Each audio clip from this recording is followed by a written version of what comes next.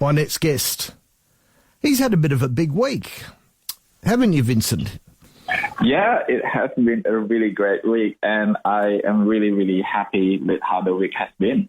Which has got, now, you got an award this week, didn't you?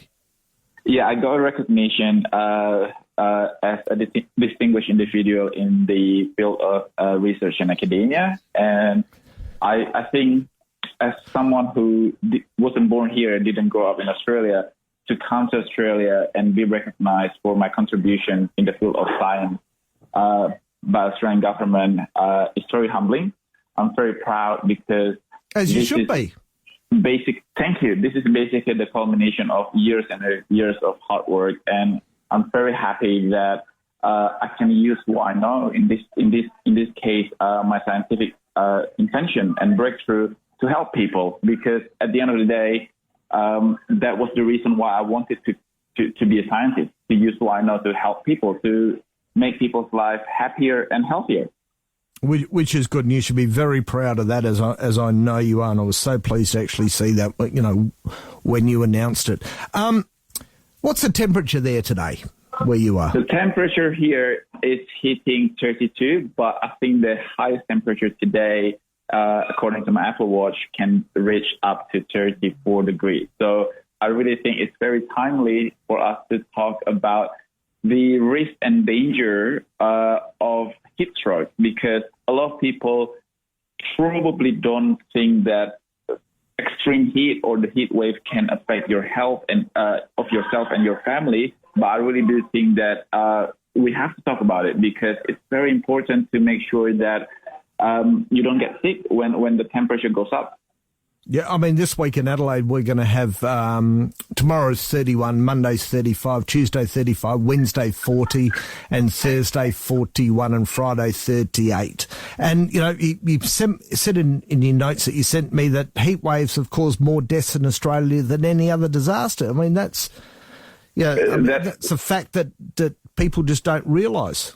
Yeah, exactly. And I really do think that sometimes we forget, especially with the fluctuation of temperature. I mean, here in Sydney in the past 2 weeks, we've had almost 4 seasons in like 2 weeks. And for the first time this week, we felt that we really have truly been in summer, because with the rain, with all the things, the crazy things that the weather has been doing, sometimes we forget that when it's really hot, it can be really dangerous, especially for people who have underlying health issues, for kids, for pets.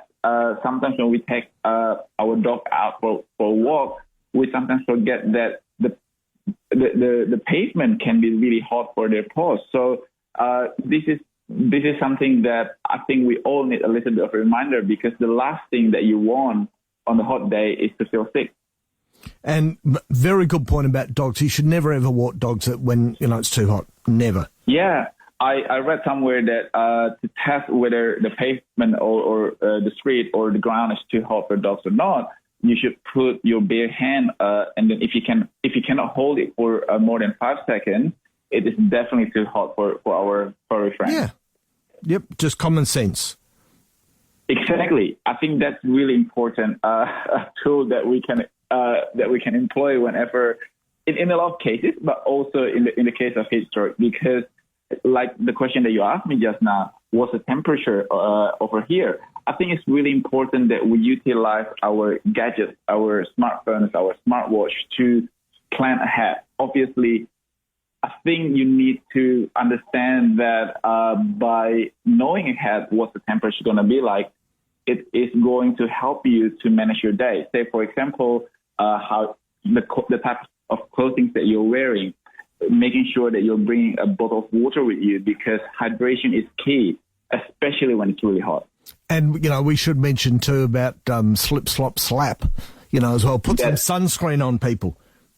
That is correct. And slide as well. You have to make sure that you're protecting your eyes, because sometimes you don't realize it, but the glare over time, especially if you're driving a lot. I have friends who drive for a living, like a Uber driver, or people who are driving trucks, or people who spend a lot of time on the road. Make sure that you're protecting your eyes, because while once in a while it doesn't actually hurt your vision, but but if you have sun exposure, too much sun exposure over a long period of time, it can actually damage your vision, and you don't want to be 10 years down the line and having issues with your vision because of some that can be prevented by simply wearing sunnies. Yeah, and who are the people most at risk? Elderly people, kids. I mean, not long ago we had a really sad news about a kid being left in the car. I understand that sometimes when you're very busy, things like that can slip out of your mind. No, you don't leave kids in cars, and you should go to. Honestly, I think I can't remember the fine or what it is here, but you should not be doing that at all. Yes, and you should not do it at all. Even when you think that I'm just going to grab my coffee and it's only going to take two minutes or 2 seconds. Don't do that, because you never know what can happen when you step out of the car. I'm not saying that you can forget things, no, which you can. But what happens if you trip and you fall and you pass out, and nobody knows that your kid or your dog is actually in the car? So it's a no-no. And I think if you never do it in your life, you won't start doing it. I heard someone say to me the other day that a lot of things in life, including in this particular case of leaving your kid or your dog in the car, if you start doing it once, you're actually reducing that barrier in your mental barrier in your head, and you're more than likely to actually do it again. So if you never have done it, your brain will always remind you to never do it.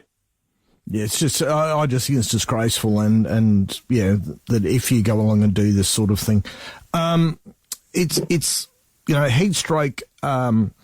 For so many people out there, it's that they wander out in the sun and they just don't realise that how quick it can come on you, do they? That's correct, because the general rule of thumb is that if you feel that you can't cool down within the span of 15 or 30 minutes, you really need to take drastic action in terms of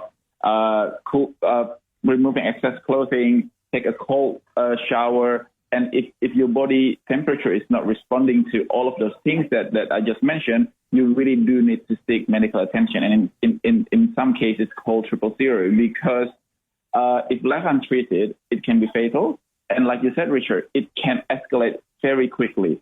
And you don't want to be suffering from something that you can so easily prevent.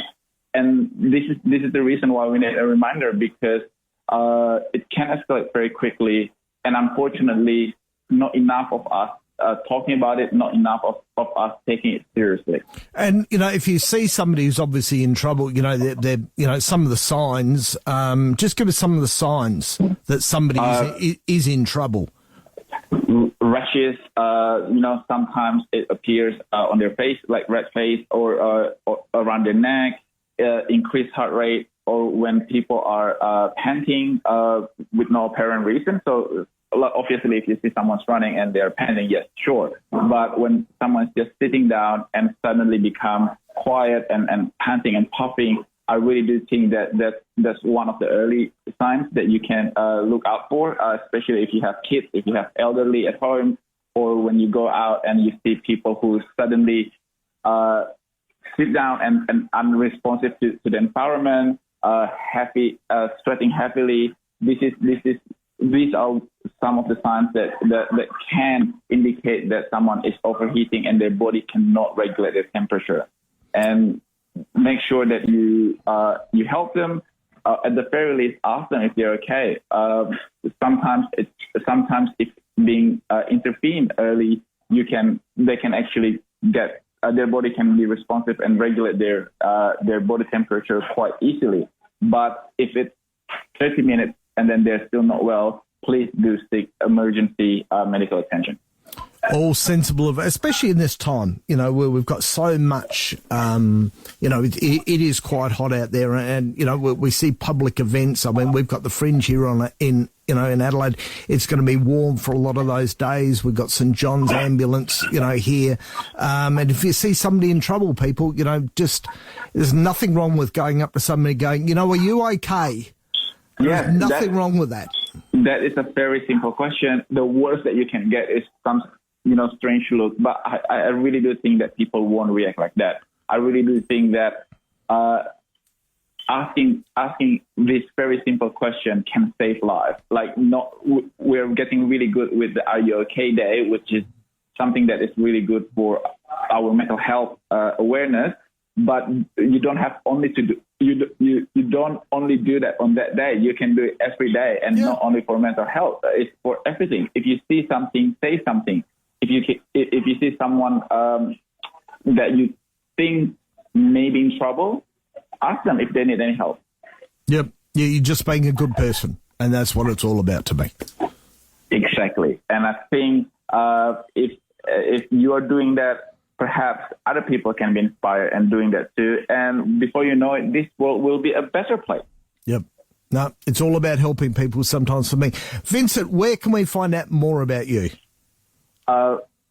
Please do visit our website, anathleteday.com.au. We just recently released a new product, activated apple cider vinegar. They're in all Woolworths and Metro supermarkets in Australia.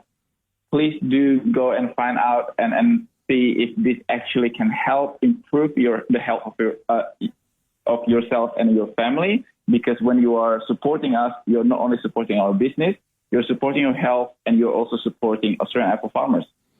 It's a great idea. Vincent, congratulations again on your award. I think it's very well deserved. It's one of the reasons I get you on every week, because you talk sensible advice. You're a great researcher for it, and I think it's very good that the government has recognised you. Thank you so much, Richard. Have a great weekend. Have a safe weekend. And I'll talk to you again next week. Talk to you next week. Bye-bye. Bye.